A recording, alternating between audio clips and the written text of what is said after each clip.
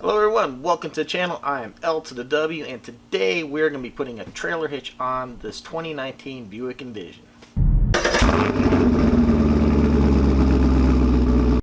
So surprisingly enough, eTrailer is a great resource for buying hitches and accessories. I'm not paid by them, nor do I work for them. It just happens to be a place I found that has great resources for installing hitches, and they usually have the best prices, and usually they have videos out there on every make and model car, but for some reason they don't have one here. So we're going to go ahead and resolve that issue and make you a video for putting a hitch on this vehicle.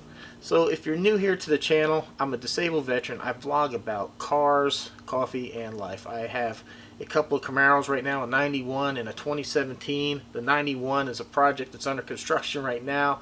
I have a 2005 GTO, man. I love cars. Love traveling. My wife's originally from Russia. We're kind of a unique couple. So if that kind of thing interests you, please go ahead and hit that subscribe button.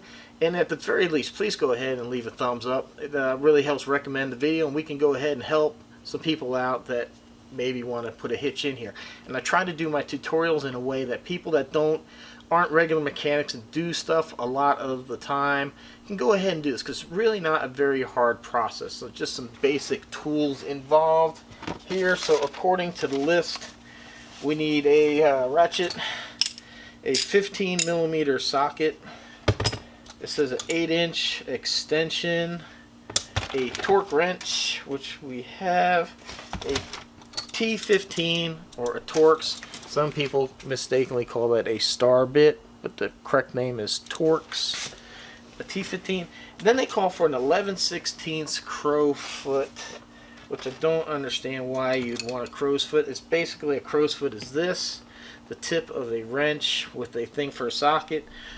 I'm going to see if this won't work, a ratcheting box wrench. These things usually work pretty good for getting into tight spots. If this doesn't work, I'll let you know later on, but that's my game plan for there. So before we get started installing the hitch, let's talk about wiring. When I looked this up, there was basically 3 kits. The 2 of them do pretty much the same thing. They tie into the wiring of the car. One was kind of magnetic or whatever, it clipped around wires. I don't know anything about that one. And the other one you actually have to T-tap and splice into your factory wiring, which I don't think anybody really wants to do.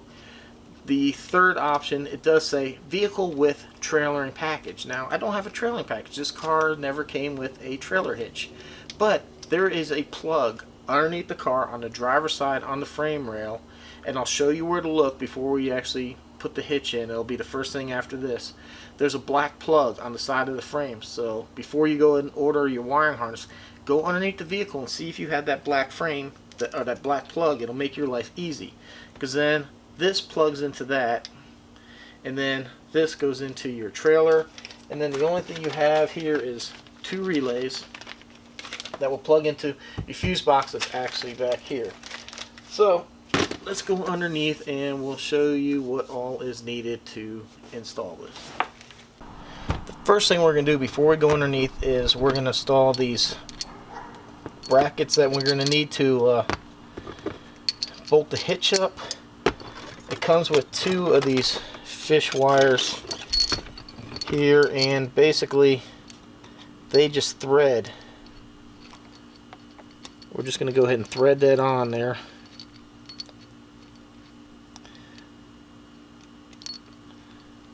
We don't have to go all the way, but I like to make sure that I got every last wire possible on here, so that way when you pull on these things it doesn't come apart. Thread them here. You can see the wire, hopefully you can see that. The wire stops right there at the bolt, so that's where we want to stop. Like I said, we don't want to go and over thread this, but we do want to make sure everything's on there. This is harness that I'm talking about right here. This is on the driver's side, and it's right here directly above from the tailpipe.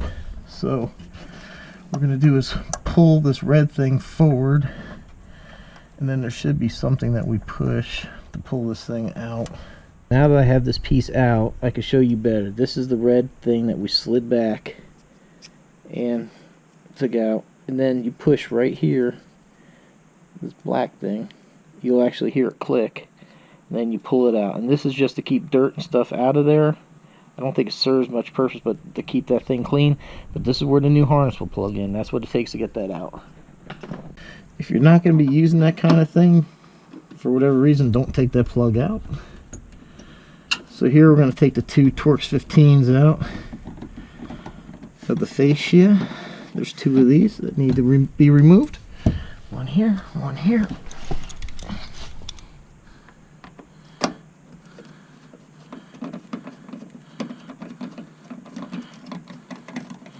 You can see there's a lot of sand falling out of there, so don't put your face underneath there. Step, there's two bolts that go to this bumper support that we need to take out. There's one on each side. For some reason they're very adamant. They say to use a 1/2 inch ratchet, which I didn't really have that good of luck on the other side. It was kind of big to get in here. So here's where like these ratcheting box wrenches will save you a lot of time and effort.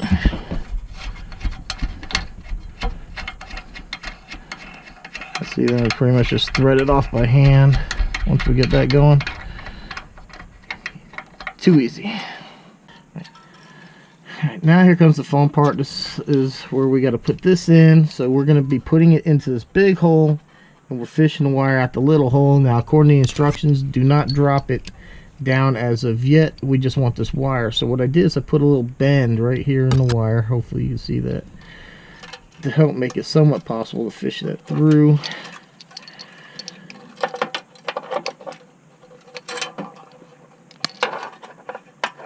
So that piece goes in there, like so. And then the bolt goes in. And we're just going to leave it like that.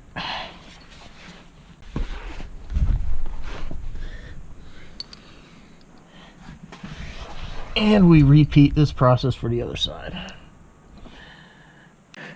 So here comes the fun part of putting this in. What I'm going to try to do is get this in and put these front bolts in first.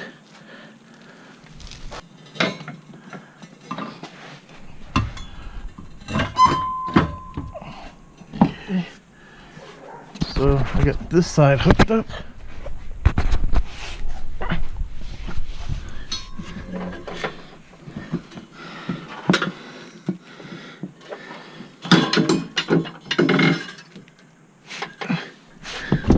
Oh crap, important, we gotta fish these wires through the hitch.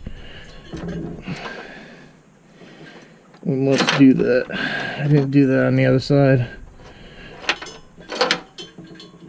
Man, we gotta get that fish through there.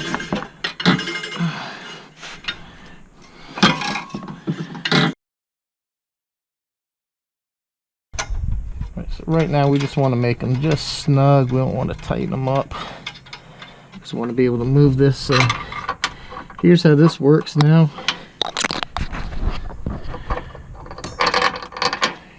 Just like that, and we get it to pull through. And now we just have to unthread it. If you don't care, you can just yank this thing off.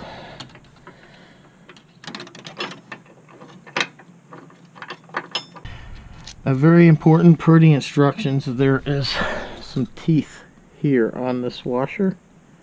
This goes towards the hitch. So be careful not to push your bracket back up into the frame. Matter of fact, I just saw this thing was sideways. I just gave it a little turn, made it go straight. So basically what I would do is, once you have the washer up here, push sideways on the washer, and then this will give you plenty of resistance here to get that tightened. And then all you kind of do is just pull down on it a little bit, and there we go. That's it. Okay. So I should mention that if you are just going to pull that coil thing off, be careful that you don't do it so excessively you end up sending your bolt back into your frame. So the first thing I'm going to do is tighten up these front bolts. That way it's going to push the hitch flush against this part of the frame, and then we can tighten this piece, because we don't want to tighten this and then have this be loose and then have this thing shift when we put weight of a trailer on here. There is a torque spec for this thing, but honestly, it's so tight in here, the torque wrench can be kind of tough, but if you want to do it, go ahead. I've been kind of doing this long enough, I kind of got a feel for it. I do highly believe in torque wrenches, to be honest with you.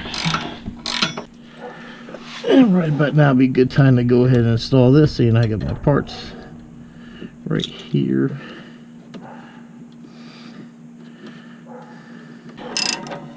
Alright, next step is to go ahead and tighten the hitch to the frame. See, I'm having no problem getting in here. I don't know why they call for a crow's foot. This is the tighter of the sides. There's enough play in the muffler. And this side right here is wide open. I have no idea what they call for a crow's foot. I don't see any place that would have needed it.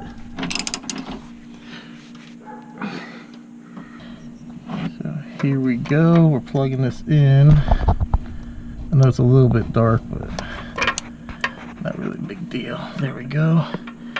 And now what we want to do is try to keep this as far away from the exhaust as possible. Right here in the frame. That'd be good. Don't worry, it doesn't have to be super tight. We just want to make sure it doesn't fall out and end up bouncing down the road. We'll put two of these together. Want to make sure that they both look the same when we do this. Then we're going to wrap this around the hitch right around here.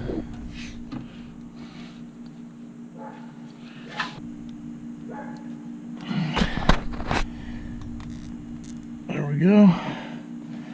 Then that way I'll make sure it doesn't fall out there. And then we're going to do the same thing one more time right here to keep this right there.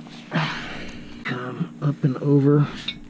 Use the one that's going to go to your needs, the way these things are bent. And then we're going to go right here and wrap around this. What I'm going to do is, when I'm not driving with it, I'm just going to sit it up here, because it's not a problem to bring it down, and with the wire tie being loose, I still got some room to maneuver it out. I also know that my trailer has way more than enough wire to reach that thing, so you have to know what your needs are. But yeah, look at that. Store it right up here in the fascia, so it's not dangling down around here. That'll work out great. Now we're going to go in here into the fuse box. And I'm not really sure. These pictures aren't very well written. See, we have 4 terminals. Well, the only thing I can see is 3 here. And then again, 1, 2, 3 there. So, I'm not really sure. I guess that one terminal's not used. Alright, I figured it out here. So the bottom 2 plugs, and then here. Okay, so no, it goes right there, these 2 plugs, top and bottom, and then it snaps in like so. And then what we're looking for is like the same thing here. Yeah. So we got 2 plugs here and then 2 like that. There we go. It would have been nice if they made that a little bit clearer how that went, but there we go, we figured it out. And now, all you need to do is hook up your trailer and test it. Just in case anybody was wondering.